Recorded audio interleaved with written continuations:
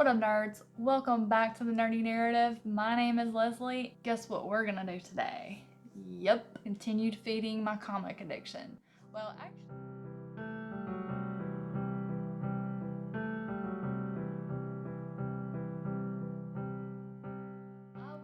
actually, I think this one's called a graphic novel because it took a whole bunch of the comics in the series and put it all into one volume, and I believe there's 2 volumes.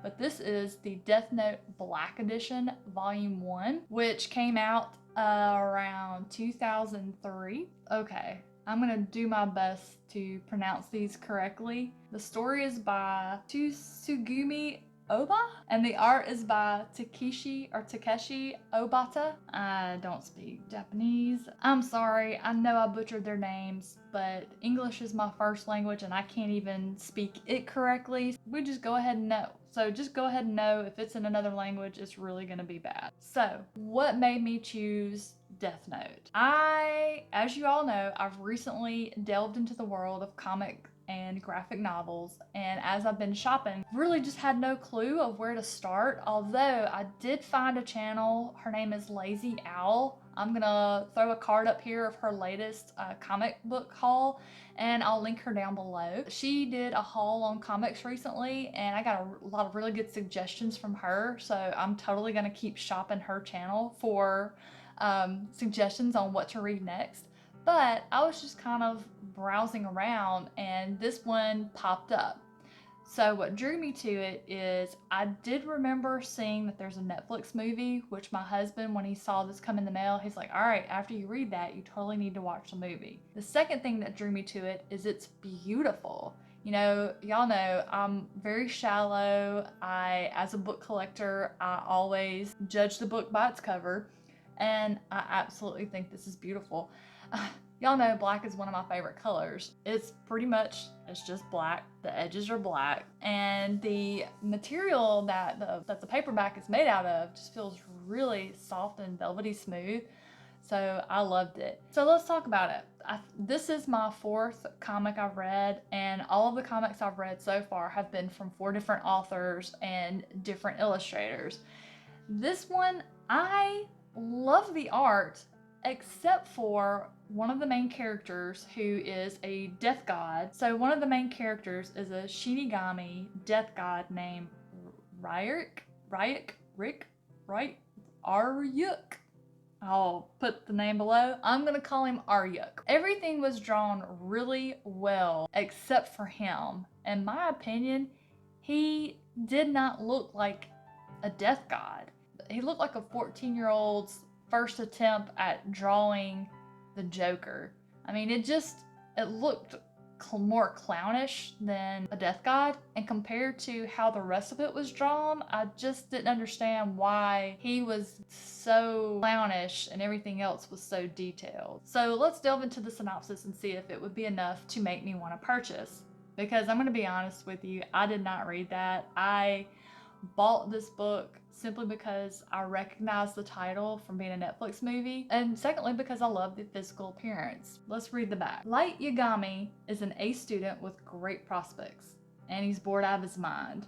But all that changes when he finds the Death Note, a notebook dropped by a rogue Shinigami death god. Any human whose name is written in the notebook dies, and now Light has vowed to use the power of the Death Note to rid the world of evil. Will Light's noble goals succeed, or will the Death Note turn him into the very thing he fights against? So yeah, the synopsis is very, very interesting.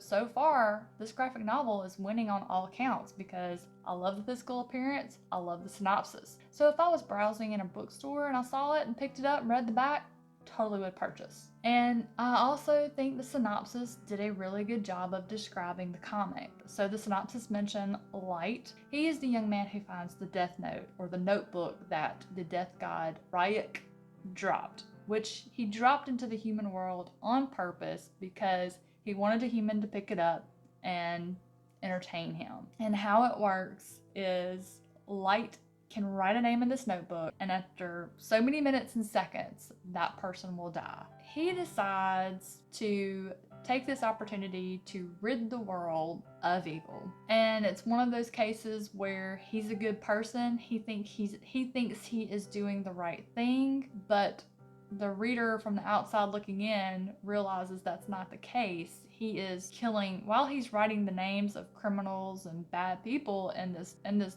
notebook, he's still killing them. And of course, Ryuk, the Shinigami death god, is not giving him all of the information about the Death Note right away. He's giving it to him as he sees fit, because remember, he dropped his notebook into the human realm to amuse himself. So what did I think about it? Would I recommend it? Not yet. I think I need to read volume 2 to make a uniform decision about that. I didn't hate it. I didn't love it. The first chapter is very disjointed and choppy. I had to go back and reread several pages because I was like, did I miss something? Because it jumped to saying something and then it went back. It did not illustrate that it was possibly a flashback, but I believe that's what happened. It's the only way I can make it make sense. It has to be a flashback that just wasn't illustrated in a way that I understood that. I just expected more from it. The synopsis made it sound so much more interesting than I felt that the story was. I'm not going to give up on it though. I'm going to read volume 2 and hopefully those two together will help me make a better decision about what I recommend it to someone. But right now, if somebody hit me up and was like, hey, name a good comic I can read, I wouldn't go there with this one yet. As the chapters went on and Ryuk is revealing other things to Light about the Death Notebook, that was kind of what was interesting to me. That was what I was looking for, but that didn't happen until several chapters in. So I think if that had been introduced in a little bit sooner, it would have been more entertaining for me. I would have enjoyed it more. So my husband was very curious how I was going to do reading this one, because as you can see, so here we have the binding, and it's actually one of those that you read from the back. So that was kind of interesting, and I think I would have also enjoyed it more too. Like, you see this first page is in color. Well, you see the first few pages are in color, but see what I mean? Here's a good example. Like, Light, very detailed, very good art, and I just thought Ryuk looks like a clown. I just don't think he's drawn nearly as well. And in that introduction page, he's drawn a little better than he is in the rest of it. But just the first few pages are in color, the rest are in black and white. I think I would have enjoyed it more had it been color, but maybe that was part of the allure of the black edition. Not sure. Like I said, I'm still new to the comic world, so I imagine I'll learn more about those kind of nuances as I delve deeper. And that's all I got for you so far. I will check back in with y'all once I read volume 2 and see if I can make a more uniform decision about what I recommended and just kind of my overall thoughts in general.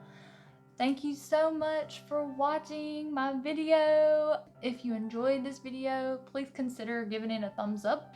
And while you're here on the channel, click around, take a look, see if it's a good home for you. If it is, go ahead and hit that subscribe button. I love you guys. Have a fantastic rest of your day, and I'll see you soon.